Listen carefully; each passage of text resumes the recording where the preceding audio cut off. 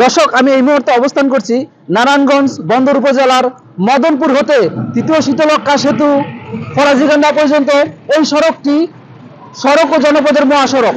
দীর্ঘদিন সংস্কারের অভাবে এই সড়কটি এখন যান চলাচলের প্রায় অনুপযোগী। আমার ঠিক পিছনেই খানা খন্দে ভরা বড় বড় গর্তে এই যেন এক মরণ ফাঁদে পরিণত হয়েছে। তবে ঝুঁকি নিয়েই চলছে যান চলাচল। এতে প্রতিনিয়ত ঘটছে ছোট বড় অনেক দুর্ঘটনা। গুরুত্বপূর্ণ এই সড়কটি দিয়ে পদ্মা সেতুর যানবাহন মুক্তারপুর দিয়ে ঢাকা চট্টগ্রাম মহাসড়ক ও ঢাকা সিলেট এশিয়ান হাইওয়ে বিভিন্ন স্থানে যাতায়াত করে। রপ্তানিমূলক ছোট বড় অনেক শিল্প কারখানার পণ্যবাহী অনেক যানবাহন চলাচল করে এই রাস্তাটিতে। অভিযোগ উঠেছে নিম্নমানের সামগ্রী ব্যবহার করার ফলে রাস্তা সংস্কারের 10 থেকে 15 দিন পরেই উঠে গেছে সড়কের পিচ ঢালাই। এ কারণে ধুলাবালি দুর্ঘটনার মতো ঘটনা ঘটছে প্রতিনিয়ত। বর্তমানে সংস্কারের অভাবে এই রাস্তাটি আগের মতো যান চলাচল নেই বললেই চলে।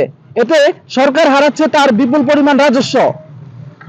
খুব শীঘ্রই সড়ক মেরামত করা না হলে এই সড়কে যান চলাচল বন্ধ হয়ে যেতে পারে বলে আশঙ্কা করছে স্থানীয়রা। তাই স্থানীয়দের দাবি কর্তৃপক্ষের দৃষ্টি আকর্ষণ। স্থানীয়রা জানান, দীর্ঘদিন যাবৎ এই সড়কটি বেহাল দশা, পরপর কয়েকটি বড় ধরনের দুর্ঘটনা ঘটলেও কর্তৃপক্ষের নজরে আসেনি এই সড়কটি।